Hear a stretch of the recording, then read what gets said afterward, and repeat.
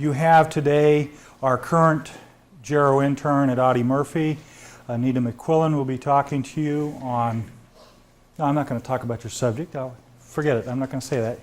And Dr. Isaac Martinez will be talking to you also, who is our Gero Fellow this year. And I'm currently a geropsychologist at the Kerrville Division of the South Texas Veterans Healthcare System. Thank you.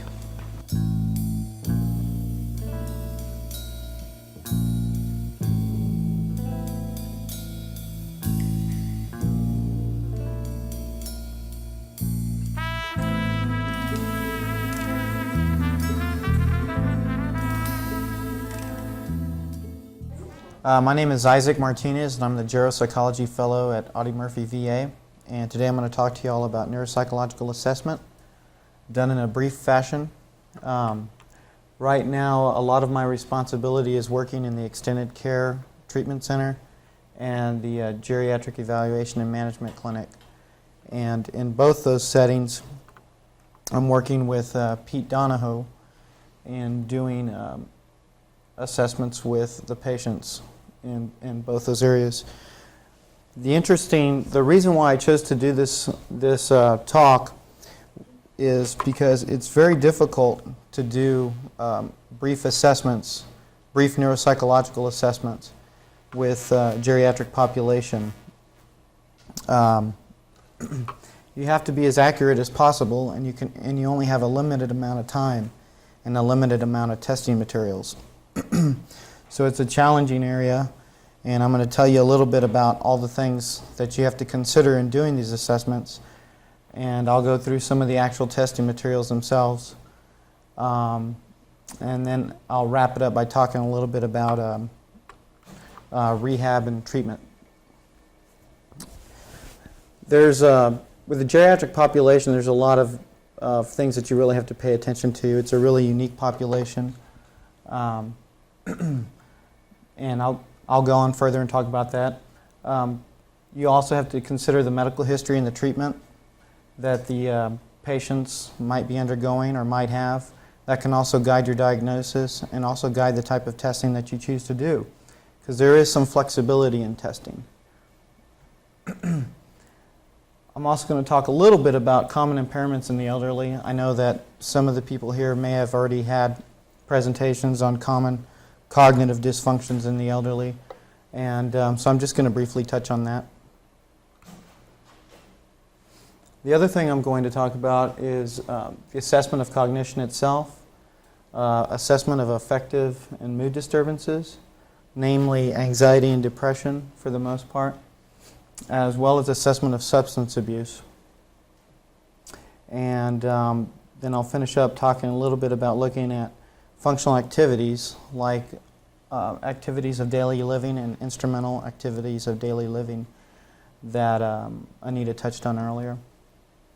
And then I'm going to finish up with treatment and rehabilitation.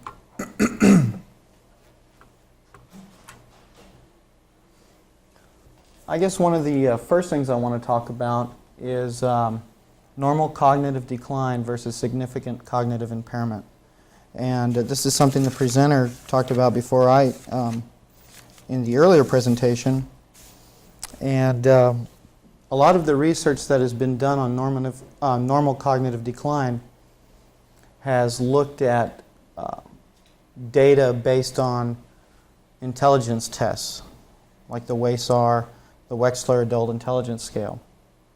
And so intelligence has kind of been the driving force as far as coming up with what is normal cognitive decline. And if you're not familiar with the WASAR can be divided up into two basic areas, and those are performance functions and verbal functions. Cattell and Horn were a couple of researchers who looked at performance and verbal functions. And let me go ahead to this slide up here. And basically, what they talked about as performance functions that were things that were well learned and well practiced, and verbal functions that were well practiced, and performance functions that were more fluid and based on physiological aspects of the person. I don't have my pointer today, so I'm just going to kind of walk you through this. Looking at GF, those are the fluid functions. Those are basically performance type tests on the WASAR. Those have a lot to do with speed. Those are psychomotor. They require some physical ability, timing, those kinds of things. And up here is going to be the more verbal functions, things that are more well-practiced, things that are learned through education, both formal education and informal education. And Cattell and Horn basically theorized that your fluid functions based on your CNS, your central nervous system, all the physiological aspects of your body, tend to start dropping off after childhood and all the way down into old age. And they talked about the verbal functions being a little more stable. And here again, it sounds like a pretty good idea because you think about elderly folks maybe being a little bit slower and not being able to do the other things as fast as younger subjects. The E here is basically education. That kind of goes along with the verbal functions. And then the M here is maturation of of the body, the CNS, physiological aspects of the body. So that's what they theorized, and that has kind of become the popular way of looking at normal cognition and aging, based a lot on this IQ stuff that was early work. Well, I'd like to talk about some of the problems with this view. Here again, I'm going to lead into neuropsychological assessment, but you can't really do it without knowing some of these basic features of aging and cognition. A lot of this was done on cross-sectional data. Actually, it was all based on cross-sectional data. So they were taking younger subjects and elderly subjects, although they were from different cohorts. They were raised in they had different experiences. So they had differences in education, differences in nutrition, differences in healthcare facilities available, as well as differences in lifestyles. So now a lot of the research is looking at is keeping this in mind. Yeah, there are probably some things that do decline, but we need to look at them individually and not necessarily take the IQ classic aging pattern. Overall, the research shows is that decline does occur between 55 and 70 between IQ, and but this is still in debate. People who argue for maximum decline argue that the fluid functions, the most psychomotor-based functions that have to do with timing, seem to decline later on in life, and the people who argue, the proponents for minimum decline, say that it's the verbal functions that tend to start declining in the middle years. Like I said, there's a lot of research that needs to be done in this area. One of the things that is important to note is that the differences tend to be less apparent in longitudinal studies, which makes sense. And Anita touched on that one in her presentation about the longitudinal studies, and they just seem to have an advantage over cross-sectional data when it comes to looking at cognition in the elderly. Another area I just kind of want to touch on a little bit, and I'll talk about this more as I wrap up the whole talk, is taking more contextual perspective on aging and cognition. Elderly people aren't going to be called on to do a lot of speeded and complex type activities maybe in their home or where they're at. So is it really that important to do those types of things as far as speeded and time tasks? And in doing assessment, it's probably better to approximate the natural tasks or the natural things they're going to be doing in their own environment. One of the overall things we do find in cognitive performance is that it is associated with health. That the more medical illnesses that a person might have, the less cognitive performance that we still see. Although what we still want to find out more about is how particular medical diseases or a combination of medical diseases influence different aspects of cognition. So that's just sort of an intro into doing assessment. Any questions on that? Threw a lot at you real quick. Okay. The other issue in doing assessment with the geriatric population is extended time for assessment. Many times people come in with a prosthetic like a wheelchair or a cane. They might need a little more time just to get to the session and to finish up the session and to get out of it. That also has to do with hearing and vision, sensory and perceptual considerations. About the last estimates I saw, 30% people over 65 have some hearing loss. And so you need to be real careful to assess what kind of hearing this person has, because that could affect testing, their testing performance. The other thing is you want to see what their vision looks like, to see what is their vision. Are they able to look at some of the testing materials and see the testing materials and manipulate them? So before the assessment, you need to have those. You need to have those two areas covered. One of the things I'll use in the GEM clinic is I'll use the pocket talker. I don't know if anybody's familiar with that. It's basically a device that you can put in your pocket. It's like a small little transistor radio, and you can put the speaker phones over the patient's head, and they can hear you talk a little bit easier. And it's hard to get it back from them after I give it to them many times. But it's a really great device for them to use and to use in testing. If I have any doubt about their hearing, I use it. I just go ahead and use it. One of the other things that you need to consider is sociocultural factors. There's a varied population here at the VA and in other settings around San Antonio. We have Anglo, we have Hispanic, we have African American, Asian Americans.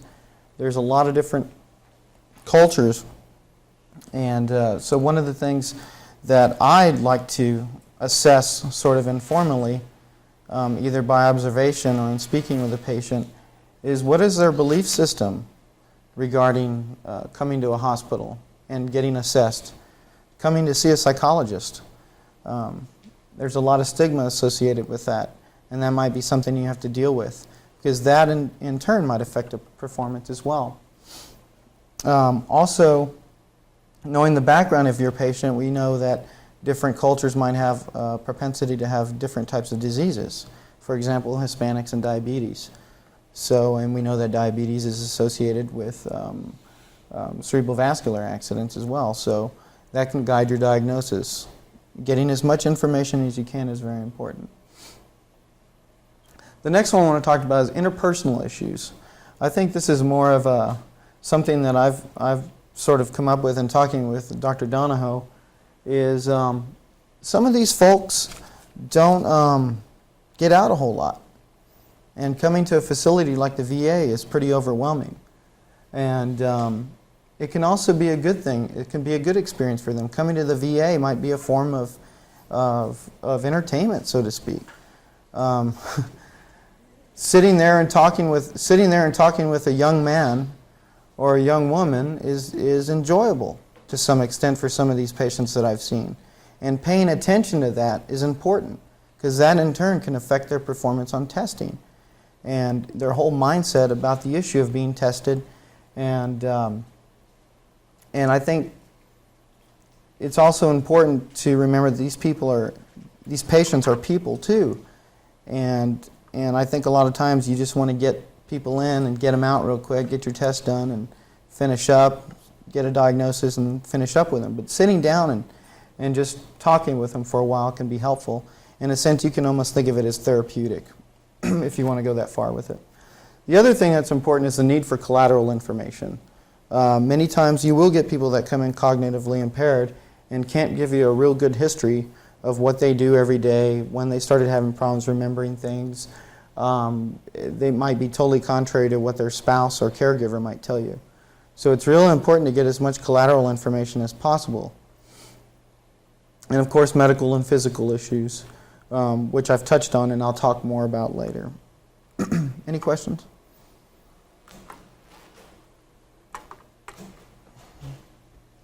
Okay. One of the things that I talked about was, I was going to talk about is medical ailments and risk factors.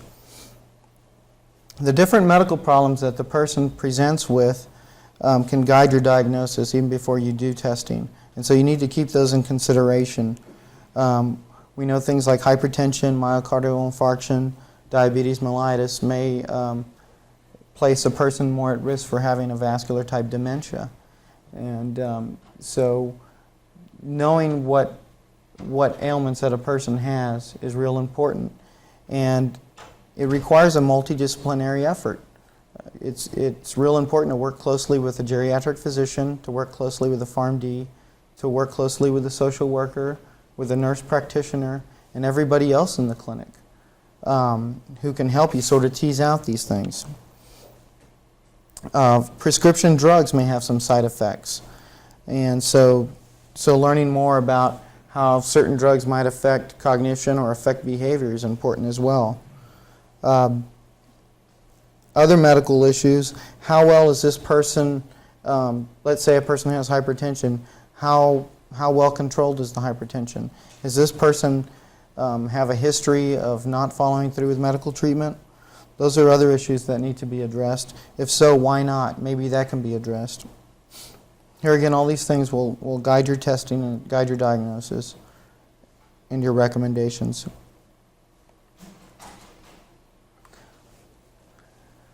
I listed these three impairments because these seem to be the most popular as far as that people hear about: delirium, dementia, depression. And these are three common cognitive impairments, psychological impairments as well, that you have to sort of keep in mind and when you're doing an assessment. And so I just kind of wanted to briefly touch on this. I know there has been a presentation covering these areas, but I'll talk about them a little more because it's important to know a little bit about these. And in working with the other professionals on your staff in figuring out what's going on and also deriving a more accurate diagnosis of what's going on.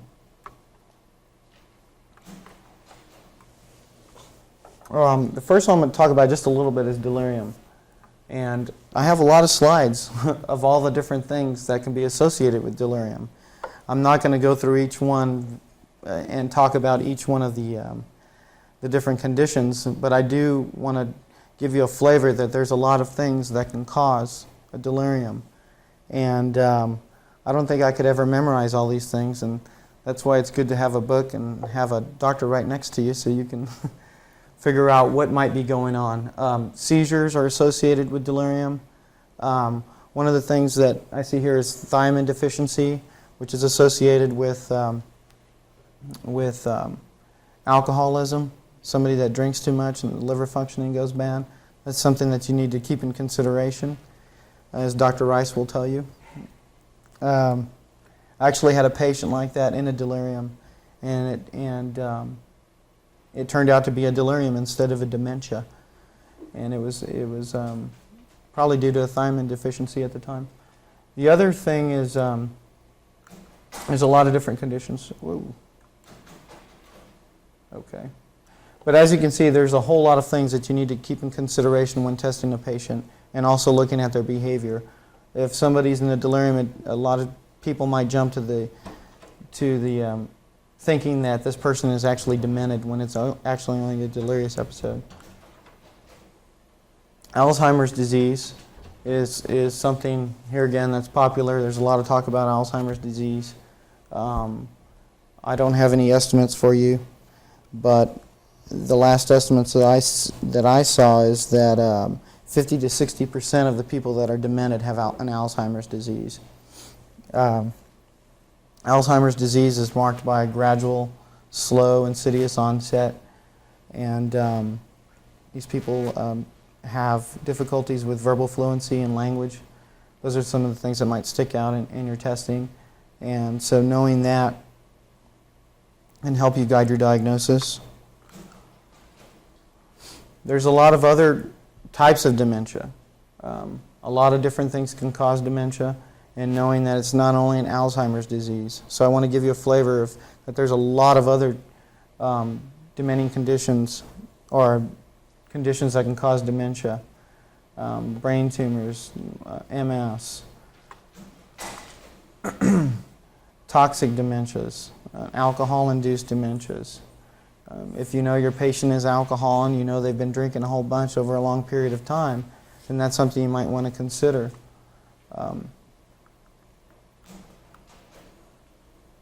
Vascular dementias, formerly known as multi-infarct dementia.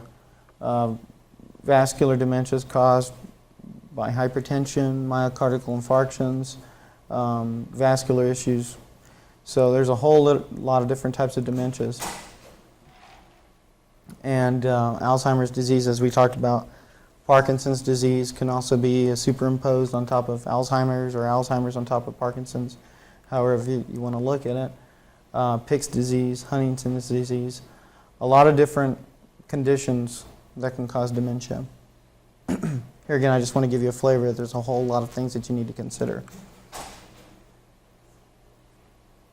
Anoxia. And of course, head injuries. Somebody having a head injury can cause dementia as well. Dementia pugilistica, everybody's familiar with the Muhammad Ali boxer's dementia. He may have that. Actually, he's Parkinson's. And then as viral type things as well that need to be considered. Here's some other conditions that can simulate dementia. And here again, that's why it's important to have a multidisciplinary staff and a lot of information about this patient's progress, their course, duration, onset of symptoms. All those things are real important. The other thing that's important is medications, because medications that can affect the person's cognition. If you're testing somebody and you know they're on a particular type of medication, you need to be aware of that in your testing. You need to put that in your report, and you may have to retest at a later time. So having an idea of just all the different things that can happen, talking with the PharmD, the nurse practitioner, and the doctor can let you know what kinds of different effects that the particular drugs that they're on might have affected their performance. Okay.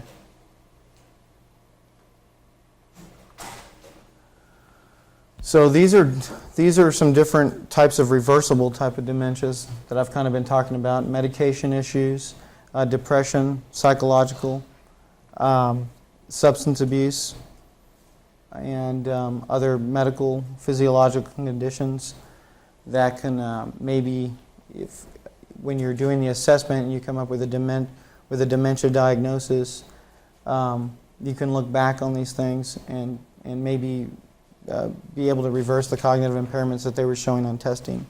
So knowing that some of those things are going to affect the person's performance, or they may look demented when actually it's something that can be reversed. Okay. Now I'm going to talk a little bit about reasons for referral, as far as somebody coming in and getting tested. Sudden motor changes, maybe somebody's hemiparetic, and that was a sudden onset. Forgetfulness, language disturbances like verbal fluency, the ability to speak consistently and coherently, unexplained visual spatial problems, difficulty with complex tasks that taps into like executive functioning type issues, whereas maybe something that we seem as a 3 or 4 step command being able to do with no problem, they might start having problems doing those kinds of things.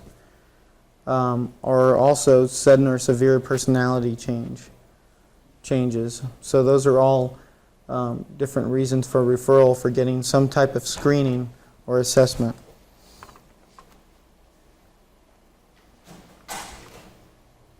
I'm going to go through each one of these as sort of a separate thing. I'm going to talk about cognition, then I'm going to talk about mood, and then I'm going to talk about substance abuse. In assessing cognition, it's just sort of a hierarchy of cognitive processes that you look at. And look at orientation, attention and concentration, language, visual spatial functioning, verbal and visual memory, and higher order executive functions are basically multi-step type tasks that a person has to go through to complete a given task. That has to do with the ability to initiate, the ability to terminate, the ability to shift sets, shift from one activity to another. And these are all the things that we want to look at when we're doing the assessments.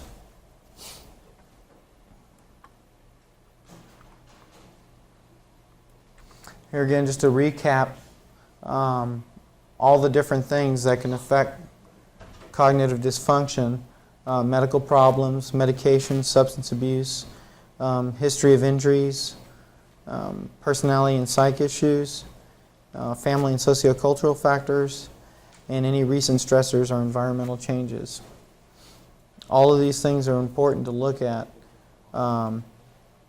You might, if somebody has just had a spouse die or something like that, and they've had a severe change in maybe their concentration and their memory, that might not necessarily be a dementing condition, but it might be an aspect of depression. So knowing all these things are going to guide your assessment as well as your treatment.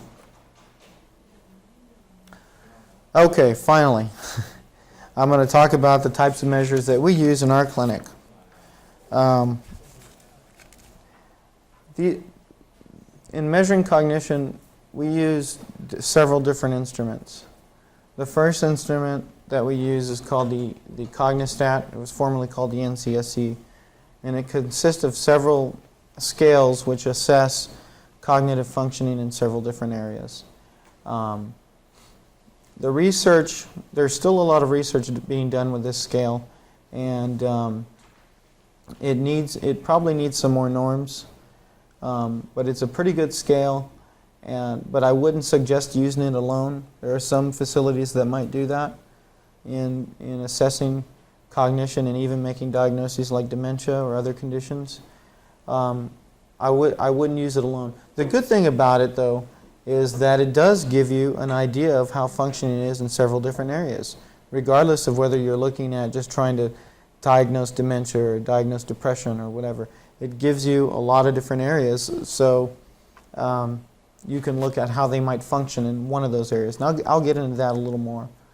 Matter of fact, I'll go ahead and talk about it right now. This is what it looks like. I wish I had my pointer. But basically, we have an average range up here. We have a mild range of impairment, a moderate range of impairment, and a severe range of impairment. So it gives you where someone might fall in terms of whether they're functioning on within the norms for a particular cognitive area. We look at orientation, looks at intention, it looks at language, okay? It looks at visual spatial skills, that's construction. It gives you a small memory, verbal memory test, some calculation, the ability to add, subtract, times, divide, and reasoning, some reasoning tasks which have to do with abstract verbal type reasoning, and some judgment question. So it covers a lot of different areas, and then it gives you where that person might fall as to whether they're mildly impaired, moderate impairment, or severe impairment. I'll talk a little bit about some of these. This is the memory task with the NCSE. The memory task on the NCSE, basically you present 4 words to the patient, and then you ask them to repeat those 4 words back to you twice. And, oh, thank you. All right. So it's a verbal memory task, and you're asked, the patient is asked to repeat these 4 words back to you twice. So it's measuring immediate memory. It measures attention as well. You can get a lot of other data from it. And then after a 10-minute delay, you delay for 10 minutes, you ask that person, you give them some other tasks in between, nonverbal tasks, and you ask them if they can recall those 4 words. So it's measuring long-term memory as well. And if the patient is unable to do that, or for any or all of the items, you give them a category prompt or a cueing prompt. That is, let's say the first word's robin, and you ask them, well, one of the words was a bird. Can you tell me what it was? And they may or may not be able to give that to you. And then you go to a recognition task. So basically, you have a free recall task. First you have an immediate memory task when you have them repeat it to you twice. Then you have a free recall task. Then you have a cueing task. And then you have a recognition task. And knowing a little bit about how geriatric populations perform in all of those different areas can guide your diagnosis and guide your treatment later on. So that's one of the tests that's given. This is a picture, and it's basically for language. You ask the person to describe what's going on in this picture. You can get a lot of information just by having them respond to this. If the person only responds to half of the picture, maybe there's some sort of visual field cut that you've picked up on. If the person just gives you a few words, well, maybe that's a verbal fluency problem. And it's something that we might see in an Alzheimer's disease. Or it might just be a more moderate or severe impairment, a dementing condition than previously thought. So it also lets you know about their receptive language and expressive language. Receptive language, the ability to read this picture and tell you something about it expressively. So it gives you a lot of different information. You can pick up on things like dysarthric conditions. A lot of information can be got out of this. It's not scored, by the way. It's just you just write down what they say. This test is construction, and it basically measures visual constructive ability or visual spatial ability. You present the person with different tiles, and then you show them a design. You construct the first design for them, and then you take it away, and then you have them construct it themselves. And you want to observe how they construct it. Maybe they might have some visual spatial problems, and we know that the right parietal hemisphere is associated with visual spatial ability. So if somebody's having some real severe problems in that area, maybe there's something going on that we haven't seen yet. So this block design test or visual constructor test is a time task as well. I want to point that out. And time tasks may not necessarily be a very good thing with the geriatric population. A lot of times if somebody can't finish this in the time allotted, then what I might do is just go ahead and see if they can finish it just all together. But that gives you some information about visual spatial ability, visual construction ability, how they plan things, how they organize, which can be generalized to perhaps their home environment. This is a calculation task. This probably loads pretty heavily on education, and so you've got to always keep in mind the educational factors which might affect performance on testing. So you got to be real careful about looking at that. We get patients that can't read. We get patients that can't do simple arithmetic. So you need to keep that in mind. Just because somebody can't read or do simple arithmetic doesn't necessarily mean that they have a dementing condition. Okay. I'm going to go back through up here.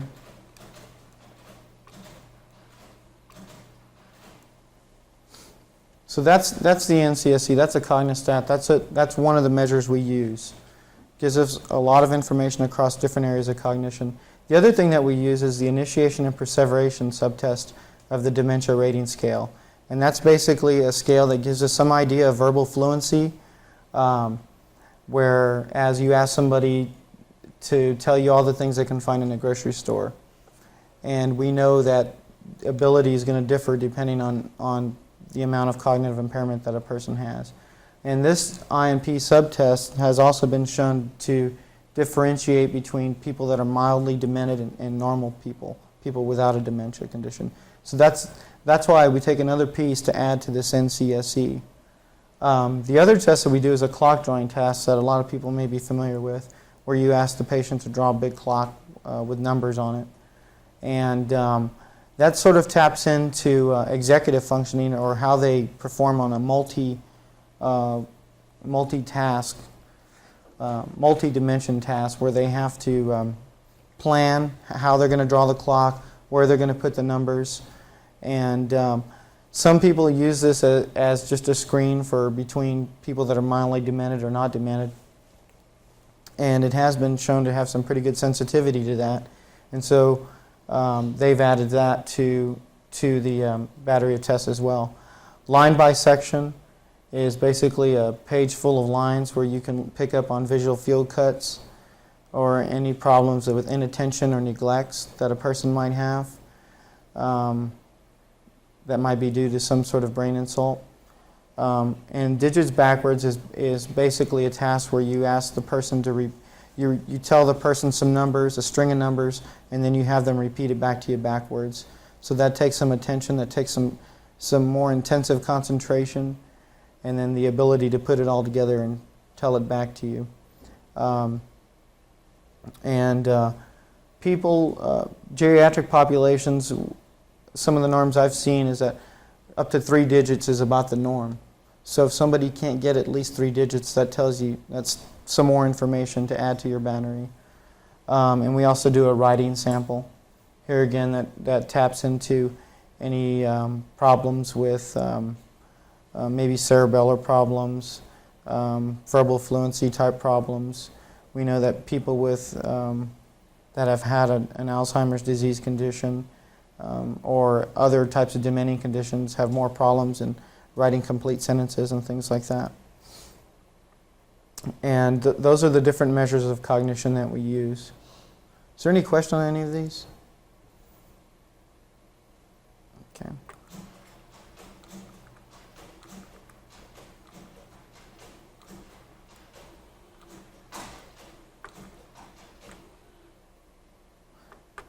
This is the line bisection task. Basically, it's a page full of lines, and we ask them to draw a line in the middle of each of these lines.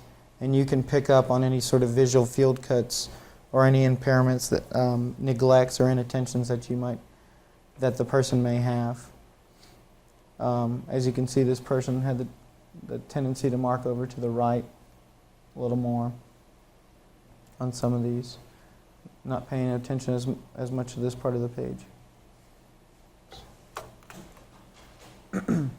The other thing is assessment of affect and mood. You do that through a clinical. We do that through a clinical interview, sitting down and talking with a person and finding out if they're having any psychological type difficulties. Many of the times, what I'll do is in the clinical interview is I'll basically just go through the DSM-4 criteria for depression and try to find out whether they have any previous psychological history. Here again, these people have histories, and as much information as you can get about their history can guide your diagnosis as well and can guide your assessment, and it just becomes a lot easier when just versus not getting any history and doing this testing and coming up with a diagnosis. If a person is depressed, more than likely this person has probably had a depressive episode previously, and knowing that can help you out. It can help you out because it can let you know how they might react or how well different psychotropic medications might help them or may not help them. We also administer the Geriatric Depression Scale.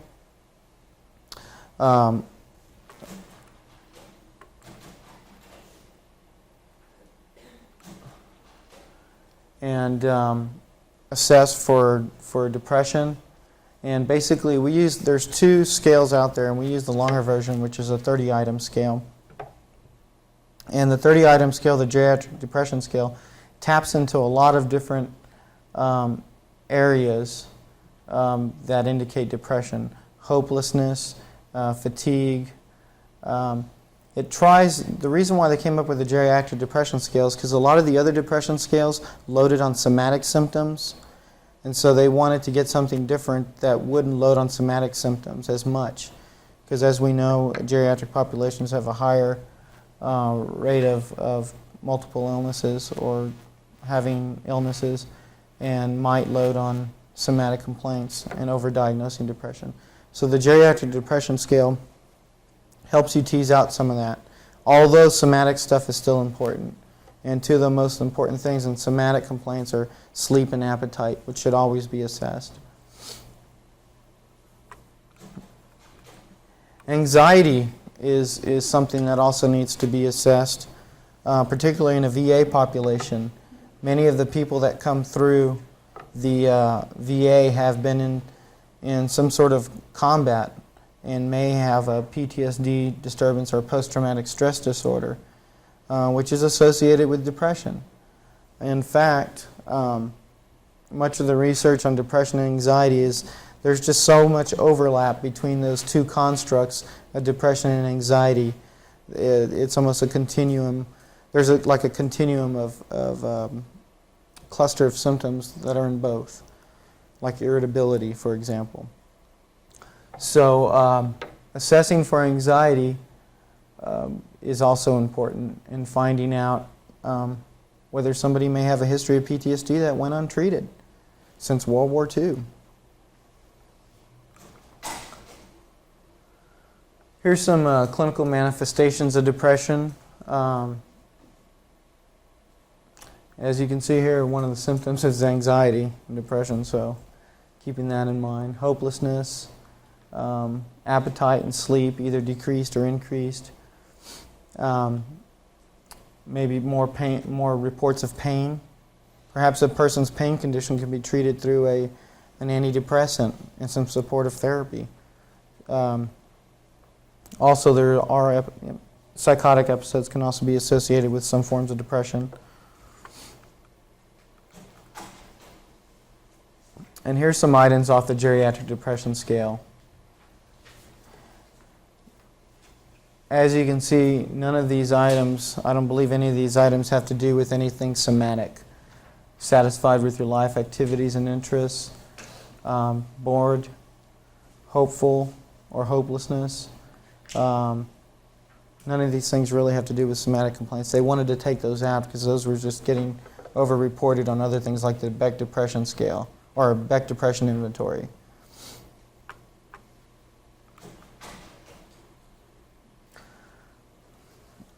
When you do these assessments, you have to keep in mind that some things may mimic other things. For example, somebody may be in a delirium. Some people, you may diagnose somebody as demented when they were actually in a delirium. You may diagnose somebody as demented when they were actually just severely depressed. So teasing out these things is a difficult thing to do. Having as much history as you can, and your testing will help you guide your diagnosis. We do know that there are some certain test findings associated with depression. For example, a reduction in cognitive flexibility or a mild memory deficit. A lot of times, I previously worked as an intern at UTMB Galveston, and I would get called up to do dementia versus depression evals, and that's what I'd be called up to do. And so I'd give different types of tasks, keeping in mind that depressed versus depressed versus demented, depressed people will show more of a mild memory deficit. That was something to keep in mind. There are some differences. One of the other things is when you're assessing somebody that's depressed, a lot of the times these people are self-critical of their performance.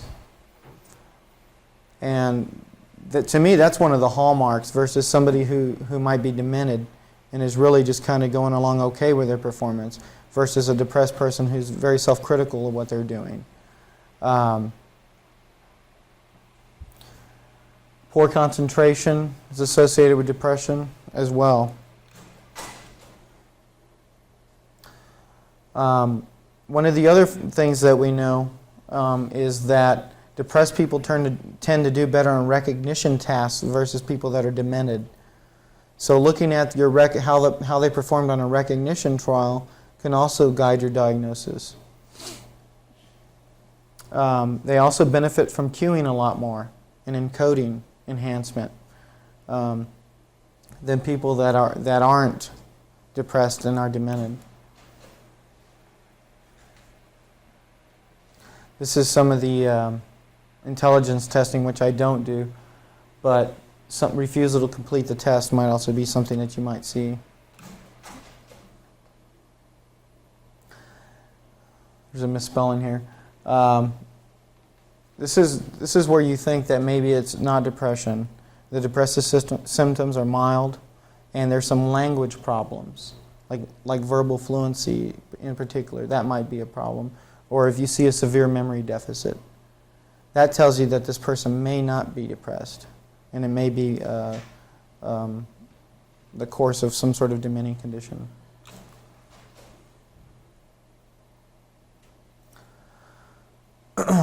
In this slide, they talk about 10 to 20% of the patients that have cognitive problems. 10 to 20% of patients have cognitive problems that are hard to distinguish from Alzheimer's disease or other organic dementias.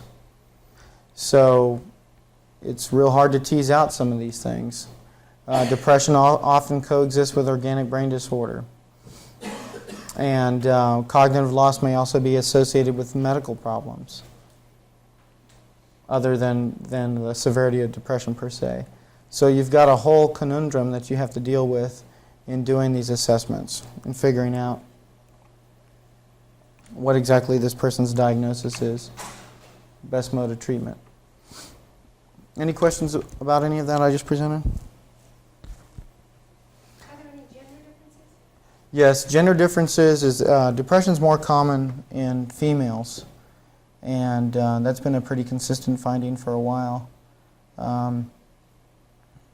The reasons that they give is basically the way the social structures have been set up in the past and the history and the stressors that females undergo versus males in our society. In terms of test performance? Oh, in terms of test performance? Not that I'm aware of. I wouldn't expect any. As a matter of fact, I don't think there are, because I did review some of that. But there are really no real differences between males and females on test performance. There may be some others on other tests, but I'm not aware of any of those. Assessment of substance abuse. It's real important to know whether this person is drinking or not. If they have a history of using any sort of illicit substances, if there's any abuse of prescribed medications. This is probably something that goes on a whole bunch, but really is overlooked, or maybe people are not aware that it does go on. I don't have any incidence or prevalence data for you, but it is something to consider, particularly in the use of pain medications. Tobacco and caffeine. We know that caffeine can have several effects, differential effects on cognition. So just being aware of all these different things can give you a better guide your assessment and diagnosis and treatment later on down the line. Okay. To wrap up a little bit about the assessment, I wanted to point out how important it is to know what the onset is, when the onset was, what the course is, and the duration of the symptoms. Know what the symptoms, what are the symptoms? When did they start? Describe the intensity and the course of the symptoms. How long did they last? And any other associated circumstances that might have to do with a particular presentation. These are probably the most important questions that you can ask in doing assessment, but a lot of times you just can't get them. A lot of times you're just not able to get all these answers. and you have to dig sometimes to be able to get the answers to these questions. But these are real important. One other thing in doing assessment is the consideration of the person's functional activity. Anita talked about this a little bit. She talked about activities of daily living and instrumental activities of daily living. And for a person to be diagnosed with a dementia, they have to show a memory impairment plus some other cognitive impairment plus some decrease or decline in social occupational functioning. And these can give you an idea of how they're doing at home and what they're able to do. This also goes back to the issue when I talked about contextual type variables that you need to think about. You need to think about this person's home environment as well. And what the person can do, behavioral observation. You might ask the person to go look up a phone number in the phone book to see if they can do that. If you want to know if they can do it at home, ask them to do it in the clinic. There's nothing wrong with that. And also collateral reports. But you need to consider what their functional activity is and how they can do it at home. There are some measures for that. I don't know if, can everybody read this? It's pretty small print. This is an instrumental activities of daily living. It talks about, these are different behaviors that are considered important. Using the telephone, shopping, preparing food, housekeeping, laundry, the ability to use modes of be able to use via trans,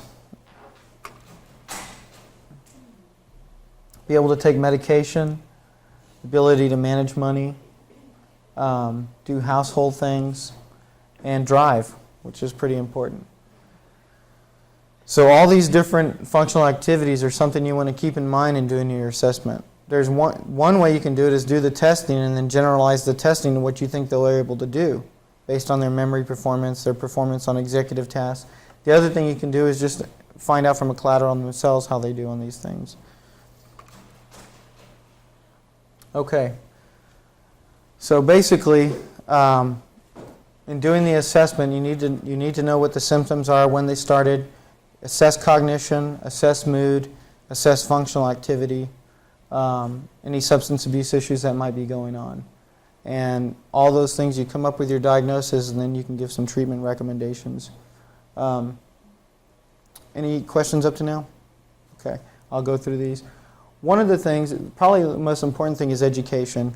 Educating the patient and educating the family and letting them know what kind of outcome data is available for their particular illness and what kinds of things they can expect in the future so they can prepare for them.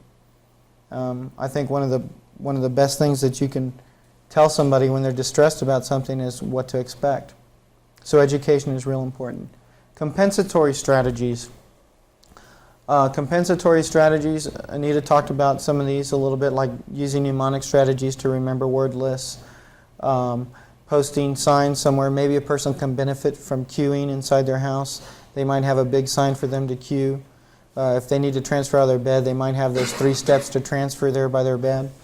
The data does show that yes, elderly folks do can get some benefit out of using mnemonic strategies, but that those things are actually, at follow-up, they tend not to use those strategies later. They don't spontaneously use them. However, there is some data to support that the fact that they learned how to use these strategies gives them a better feeling of self-control over using memory-type strategies. The other thing is environmental interventions, going in the home and doing things to remove any particular dangerous thing that might happen. If they're having visual spatial problems, help them out. If they might get lost somewhere, help them out and make it a little easier for them to get around. Move things out of the way that they might not see or they may not pay attention to. So changing their environment can also be helpful. Placing signs at particular places. Placing queuing cards in the bathroom, in the bedroom, wherever they have to follow through with some sort of task that they may be able to do. Structure daily activities. If you can get a caregiver that can be there a lot of the time and basically structure some of the activities Like in the morning, the first thing you do is you read the paper, you learn what the date is, you know what the current issues are. That way they can keep in touch with what's going on in the world around them. Family and patient support is also important.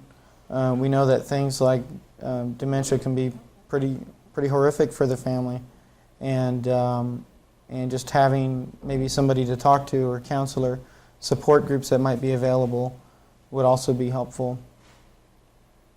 The other thing I want to talk about structured daily activities is, exercise is something that's also good. If you can implement some sort of exercise program where the patient can do it, that's also been shown to be associated with less cognitive deficits. And then there's medical, primary, secondary, and tertiary interventions. Primary, of course, is trying to prevent a disease, and tertiary is after you have the disease, trying to treat that. But there's been some talk about different drugs that have come out, like Cognex and Aricept, which is the newer one, to sort of increase memory or enhance memory.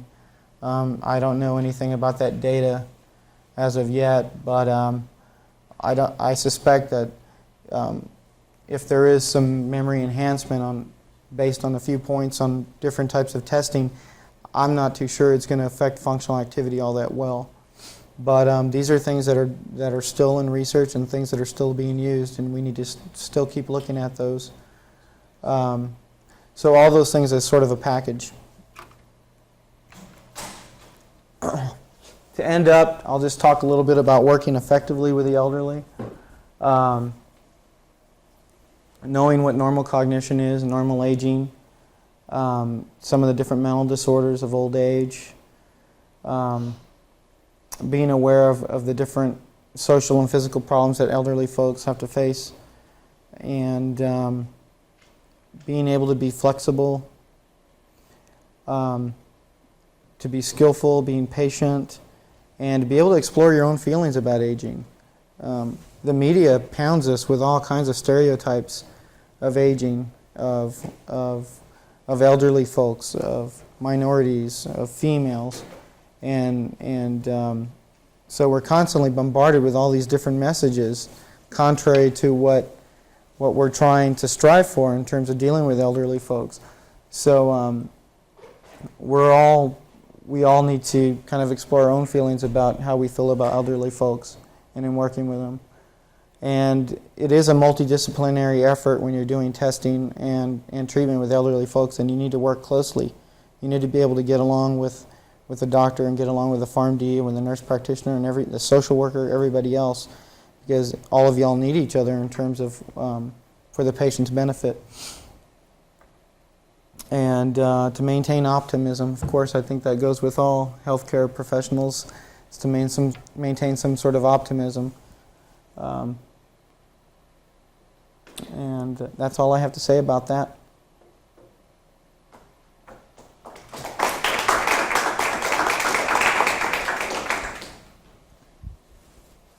Any questions?